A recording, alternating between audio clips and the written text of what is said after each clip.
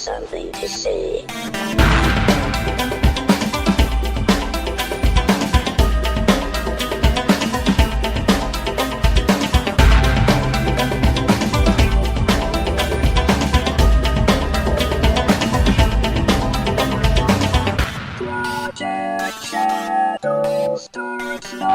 Hello everybody, how you doing today?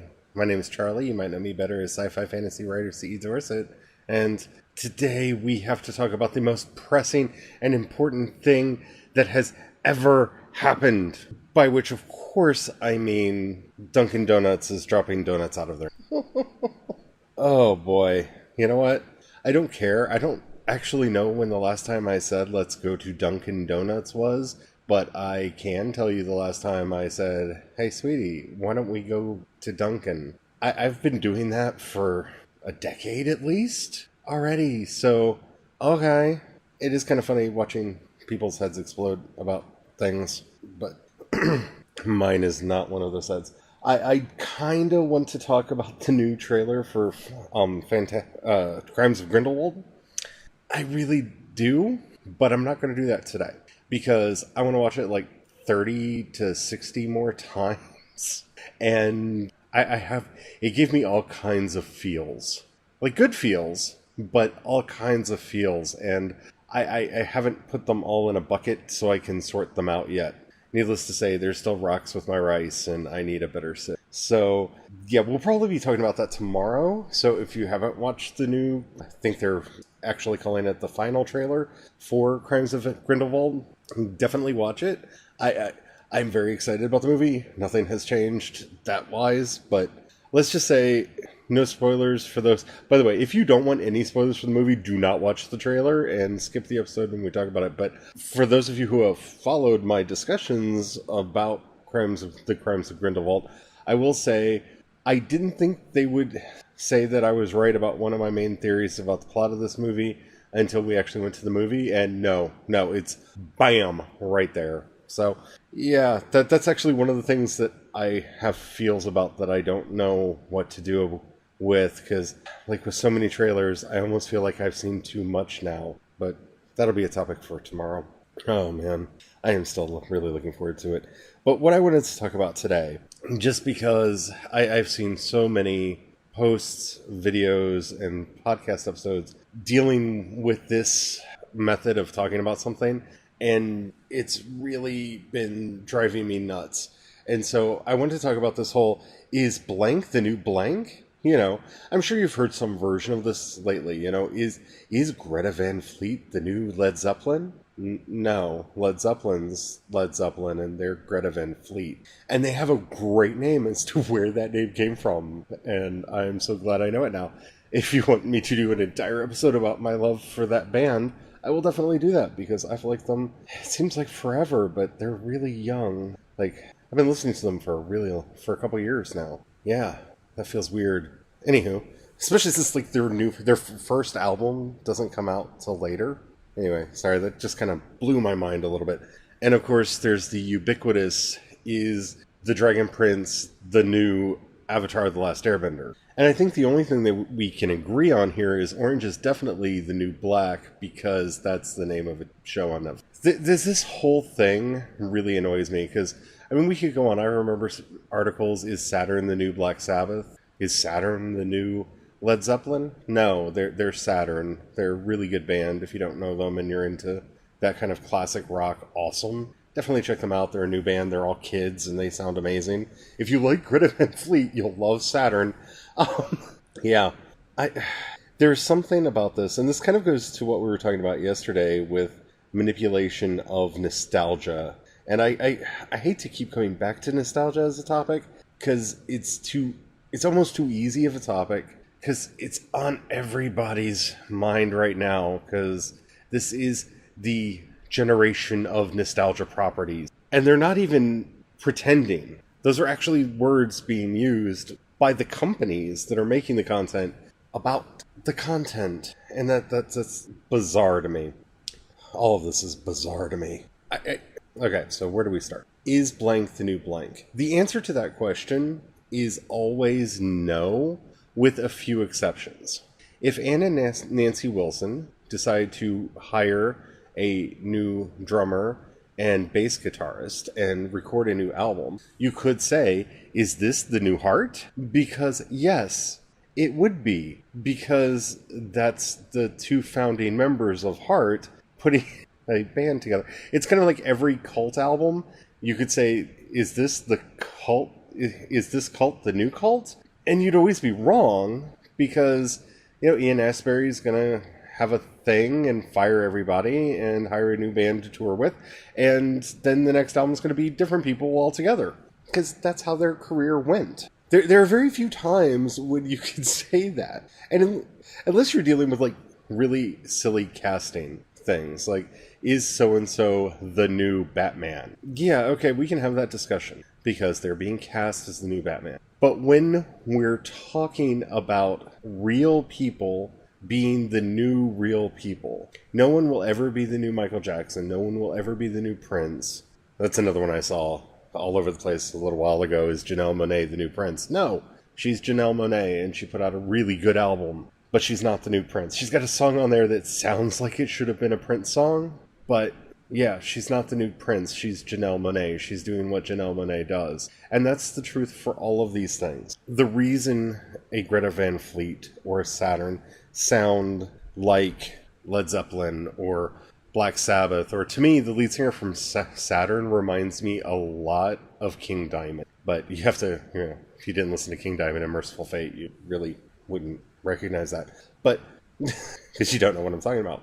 But the reason they sound like those classic rock singers is because they grew up listening to those classic rock singers. I mean, a very good example of this is, I remember when I was a kid, and Lenny Kravitz was just starting to come into public knowledge, and, you know, Let Love Rule, great song, great album.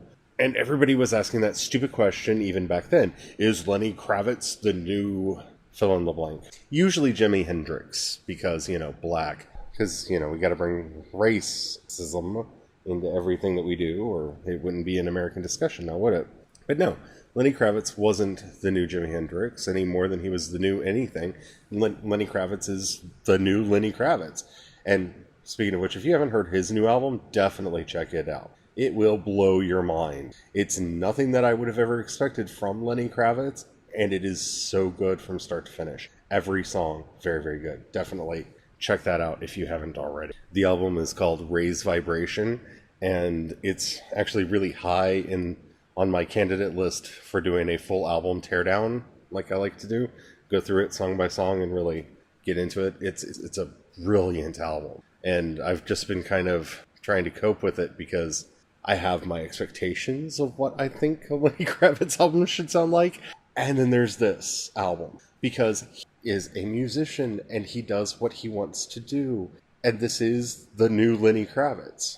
And that's what's going to happen to all these people. Yeah, he sounded a lot like fill in the blank 70s and 60s guitarists / singers on his early albums, because those influences were still very much a part of him. But you look at his career and the trajectory of his career going through Circus, which is to me the album where he really came into his own and all the influences died off. He became Lenny Kravitz, and it controversially is one of my favorite albums of his, because I know a lot of people heaped scorn on it because it didn't sound like what they wanted. But, you know, his mom had just died, people. He was going through a dark time, and he wrote a beautiful dark album. Those influences eventually recede. That's how it is with all authors, all creators, all artists. Our early work shows the inspirations that brought us. The things that we love is very evident. But for society to try to pigeonhole, especially a new artist that's just coming up, you know, and I've done this. I believe in the episode I did on Nawaz, I referred to them as saying it's almost like having Prince back. And in some ways, especially listening to their early work before the EP came out, I think in the EP they started sounding more like themselves. And I can't wait for an actual full-length album. But, you know, I've been guilty of this too. That doesn't make it right. And it hadn't really bothered me until recently, because it just feels like everything is getting this treatment. we don't need to pigeonhole, especially young artists, especially young authors. And we don't need to put the burden of just superstar god status onto these projects and people and creators. Is The Dragon Prince the new Avatar The Last Airbender? No, because Avatar The Last Airbender is Avatar The Last Airbender. And I know why it's getting that reputation. A lot of the team that wrote for Avatar are writing for it. It was created by one of the main writers for Avatar, and it shares some of the voice cast. Visually, it's a very different beast. Thematically, it's a very different story. It is its own thing. It will be its own thing, and it doesn't need to be pigeonholed as Avatar. I think that actually does it a disservice, because at least where we are now, there's no Zuko character. So one of the main storylines present in Avatar The Last Airbender is this idea of redemption. Yes, there is kind of a redemption storyline in there, but it is not a Zuko-style redemption storyline. But by pigeonholing and saying that it is the new Avatar, it allows you to place your preconceived notions on it and stop thinking. Is it as good as The Last Airbender? I don't know. I haven't finished the first season yet, because my husband and I have decided to, on shows we're really, really interested in, not to binge them, to kind of take them slowly so that we can think about them and really chew on them a little bit more. And, we're a couple episodes from the end of the first season. I enjoy it. I actually enjoy it more than I did Avatar this many episodes in. I was skeptical about Avatar for most of the first season. And, of course, it got 20 episodes in, this is only getting 10. So that's also an unfair way to try to compare them, because if we were to try to put this pigeonhole in here, I would have to say that at this point it is better than Avatar, because I'm really enjoying it. I like the characters, I like the setting, I like the world, and I feel like it's going to go somewhere that I enjoy, that I really like. And I'm excited to see the next episodes. By about halfway into the first season of The Last Airbender, I didn't feel that way. I was curious about the show. I had kind of liked where it was going, but I wasn't certain that it knew where it was going. And it wasn't until about halfway through season 1 through to the end of season 1 that I realized, oh man, they actually have a plan for this, and it isn't all hype. It's something that they've got figured out. Now, why am I talking about that? Because all of those preconceived notions start getting brought up when you do the blank is blank the new blank thing. Is Greta Van Fleet the new Led Zeppelin? Well, that's crazy unfair, because Led Zeppelin is an iconic band. There are so many songs from them that, if I played the first 3 notes, you would, if you were a rock fan, recognize. Even if you're not a rock fan, they might actually sound familiar enough that you might not be able to name them. But they haven't been around long enough to have a Kashmir, or a Stairway to Heaven, or an Immigrant Song, or a Lemon Song, or, any of that. Their first album hasn't even come out yet. Who knows if they're ever going to have that? Most bands don't have that. Most bands that I love don't have those iconic moments. So why are we asking now, before their first album? It's so we can pigeonhole them. It's pure laziness on the part of a reviewer to put them in a box. Or, and this is the real reason here, it's pure marketing. If I say, is Greta Van Fleet the new Led Zeppelin? If you love Led Zeppelin, you're likely to read that article, listen to that episode, watch that video, what have you. It's good marketing, because you either love or hate Led Zeppelin. Let's be honest. Nobody's allowed to have lukewarm or not extreme feelings anymore, because this is the internet, and the internet embraced everything that was bad about the 90s, including that everything has to be extreme, or something like that. So of course you either love or you hate Led Zeppelin. And now, you're saying these twerp upstart kids are either better than the band that I love, the same as the band that I despise, trying to ape the cachet of a legendary band that they have no right to. Oh wow, you have automatically created a built-in audience that will have multiple responses to you, so that you can generate engagement with your content and thus make it more popular. And that's what I want you to see when you see this. And I don't think everybody's doing that. Hello Future Me did a video titled, Is is the Dragon Prince, the new Avatar: The Last Airbender. And I think the reason he did that had more to do with the fact that he covers Avatar: The Last Airbender. For me, I would almost say, is it the new How to Train Your Dragon? I think that's actually a closer analogy there, maybe. But even that doesn't work. And of course, he is a channel that covers Avatar a lot, and so it's a good in for his audience to give them an idea of why they should care about this thing that they may not have heard of. It's on Netflix and it's new. But still, it's good marketing. It's built-in engagement bait, because there's an ample percent of the audience that will be pre-primed to say, how dare you fill in the blank, and respond and react and get that content out there. This is one of the reasons why I always ask you all to share my episodes at the end of every episode, because it's not just that usual like, share, subscribe stuff, which of course you should like, share, subscribe. But I don't like to play those games. I think they're demeaning to the audience. I feel like I'm being condescended to when even channels that I like do that. One of my favorite music channels did a video titled, "Is Led Zeppelin the new Greta?" I can't talk. Is Greta Van Fleet the new Led Zeppelin? And I didn't watch it for almost a month because I was so upset that they thought so little of me that they would title something like that. It kind of enraged me. And so it is important, if you like my content, share it. Because I don't tend to do a lot of the clickbait titles that I could and probably should if I wanted to generate engagement. But that's not the kind of engagement that I want. To be honest, the metrics that I watch for my content, it doesn't matter if, 1,000 people hate watch or hate listen. I don't make more money. I don't get anything out of that. It might boost me out into the world more and maybe find more people that would like me and eventually contribute to what I do.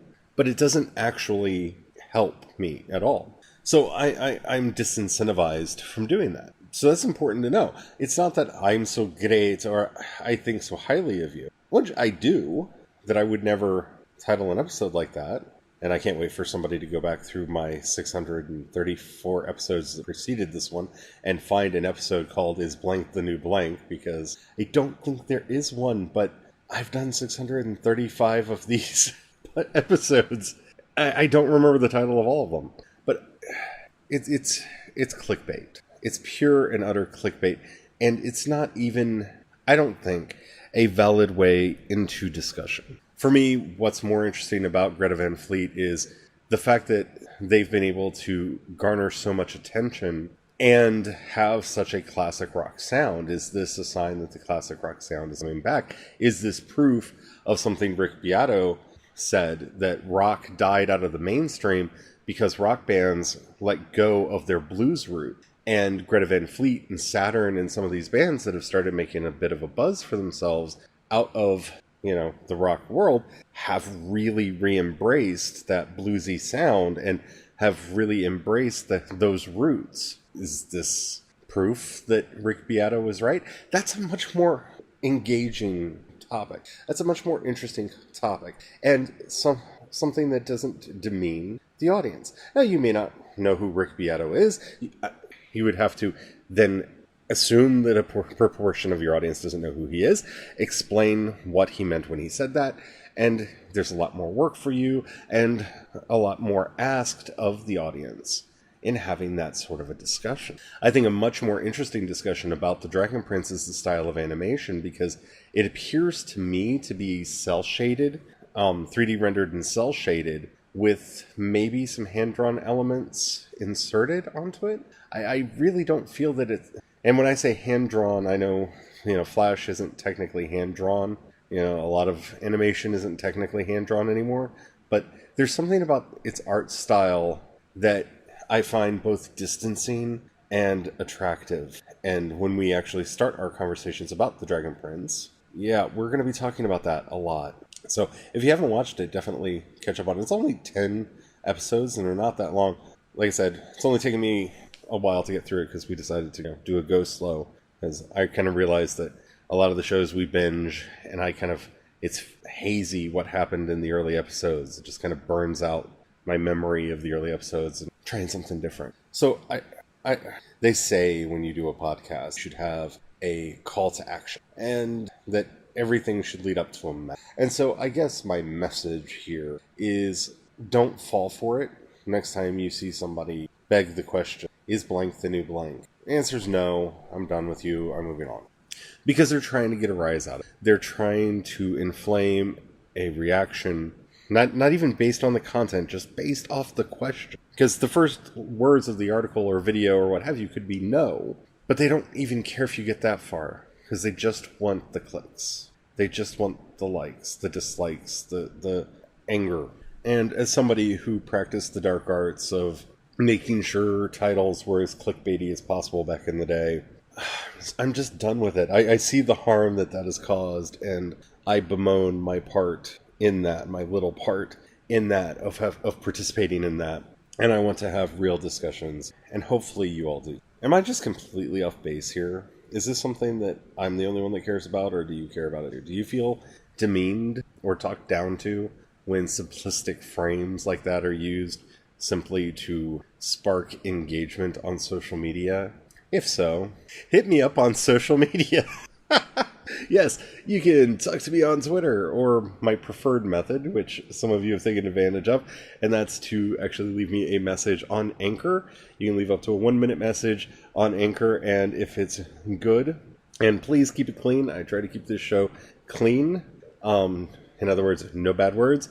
I will probably use it on the show. I do enjoy that when I get a chance to do that. You can download the Anchor app at anchor.fm and follow me on there. I'm Project Shadow. You can find a link to that and all of my social media accounts over at projectshadow.com. If you want to help me keep doing these, as well as the crazy writing projects that I am involved in. By the way, Brian finally read Crucify over the weekend. He liked it. Very excited, especially since I'm about to write the sequel. If you want to read the draft, the dirty draft that has not been cleaned up at all, the draft is up on Wattpad. You can find a link to that at projectshadow.com as well. But I'm going to write all 3 before I do any touch-ups. So Sanctify, here we come. But if you want to support me in everything that I do, if you look at the show notes, you'll see a support on Anchor, or sometimes it's even in the app. If you click that, you can support me at the $1, $5, or $10 level. That really helps me out a lot. Helps me to keep these coming to you. I want to say thank you to everybody who's gone to patreon.com/CEDorset and helped me over there. The few, the proud, the helping me buy things that I need for both the show and for my work. It really does mean a lot to me, and thank you so much to everyone who has helped. But specifically, if you want to help the podcast, do the Anchor support. That way I can see, which I should be spending my time with. Especially with Nano coming, I have a lot of thoughts about what will happen to the podcast during that. It may turn more into like an audio blog during that month, but we'll see, because I'm going to be writing a lot like crazy. Anyway, thank you all for listening, for all of your support. You guys are magic. You're what makes this worth doing every day. I will talk to you tomorrow. Bye.